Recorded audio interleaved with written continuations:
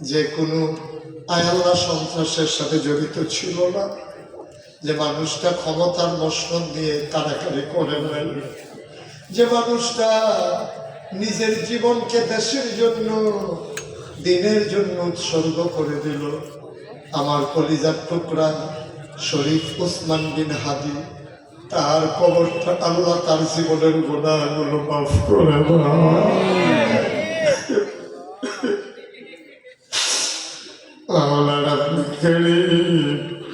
সে জানতো তার পরিণতিটা যেমন হবে, জেনে শুনেই যেন বিষ পান করে নিয়েছে মাওলা। দেশের জন্য নিজেকে কুরবানি দিয়ে দিল। তুমি তো বলেছ আল্লাহ তাদের কি মৃত্যু বলা যাবে না, ওরা শহীদ হয়ে গেছে মাওলা। আরে তুমি শহীদ হিসেবে কবুল আর মঞ্জুর করে দাও।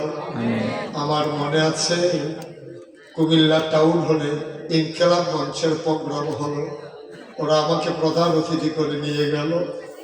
হাদি আমাকে জড়াইয়া ধরলো, চোখের পানি ছেড়ে দিল। আমি বক্তৃতা দিচ্ছিলাম, মাঝে মাঝে আমার হাদি স্লোগান দিচ্ছিল, আমার কানে যেন আজও তার কণ্ঠের ধ্বনিটা ভাসতেছে মাওলা।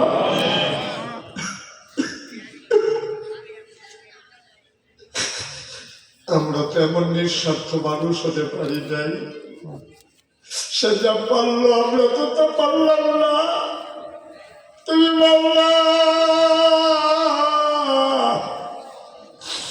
তার বিবি, তার বাচ্চা, তার মা, তার বাবা, তার ভাই বোন সবাইকে সবরে জমির ইখতিয়ার করার তৌফিক তুমি দান করে দাও।